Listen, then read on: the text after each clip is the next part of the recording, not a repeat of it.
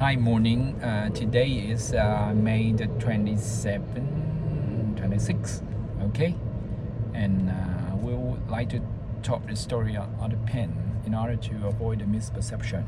But right here in my hand, there's no pen, but I don't want to say telling lies. So this is a straw, right? So in my hand, to me, this is a straw I use it for drinking, right? So what will happen if I give it to a dog? It can chew it, right? Because it thinks it's a chew toy. So this is a straw for me to drink and a chew toy for the dog to drink. So who is right? It's both are right.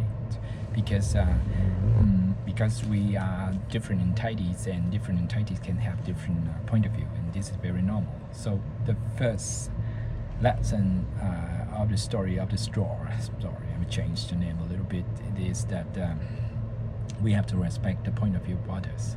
Okay, and we're gonna move to the next lessons, which is imagine I this time I put this thing in an empty room where there's no dog, and what we call this at that time, this is nothing, right?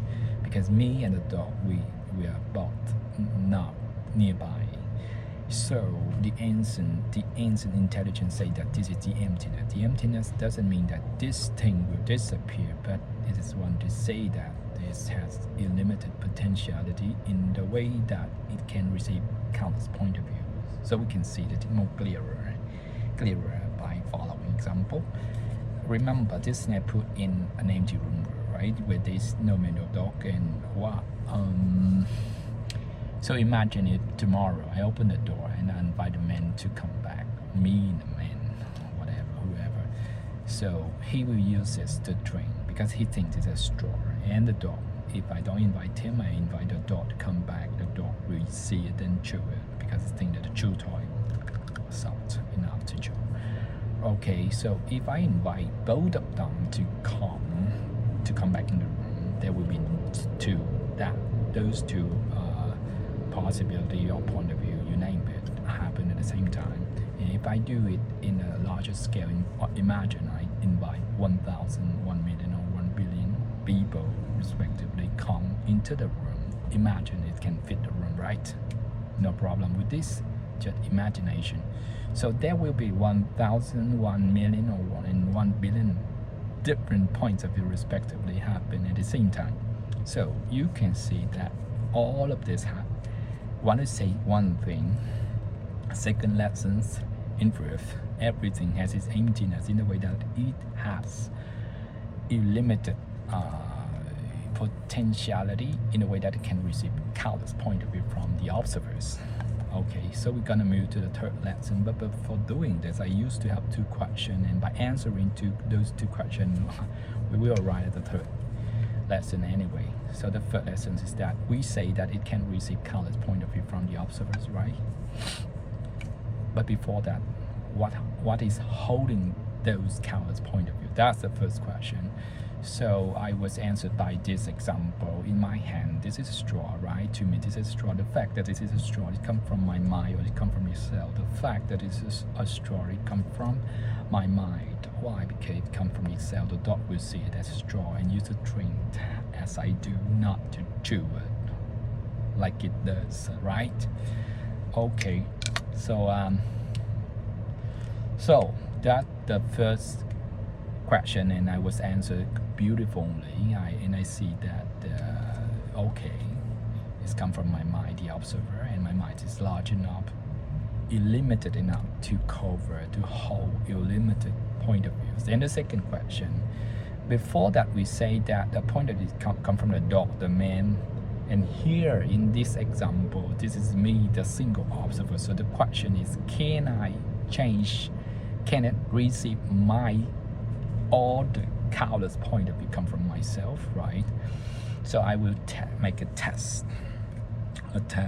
So I close my eyes and I say that I want to change this straw into a diamond, right? So I open my eyes, count 1, 2, 3, open my eyes.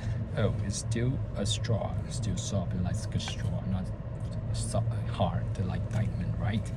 So I wonder what happened. We say that it can receive countless point of view. I just throw into the two point of view, but I'm not successful. The answer intelligent, I wonder if I'm doing something wrong. The answer intelligent say that you do all things good so far, good enough so far, but you are lack of one thing, which is the seed in your mind. And I ask, what is the seed in my mind?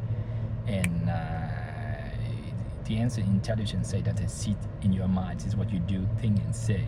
For example, when you do and think and say, it will create an imprint in your mind, serving as a seed in your mind, growing at some point of the time, cover an image on the thing which is you call the point of view. Your current point of view is the straw right now, and if that image is a diamond, you will say it is a diamond. So at that time, you are successful to change the point of view from the straw to the diamond. Right now, you cannot because you don't have that seed. Okay, so all these two answers arrived at the third lessons. Everything's come from my mind, our mind, or more concretely come from what we do, say, and think. Okay, the fourth lesson, which is the last one. In this life, we want to have something. We have to start seeding. No other choice, because everything is starting from coming from our mind, right? So the story of the straw, I changed the name a little bit. I'm sorry. Is finished with 4 lessons. The first one is that we have to respect the point of view of others. The second one is that everything has its emptiness in the way that it has unlimited potentiality, in the way that it can receive countless point of view. And the third lesson is that everything's come from our mind, the more concretely come from what we do, say, and think. And the fourth lesson, in this life, if we want to have something, we have to start seeding. No other choice. And the stories appear to be very simple, but in fact it's very deep. And in order to understand it deeper, I have to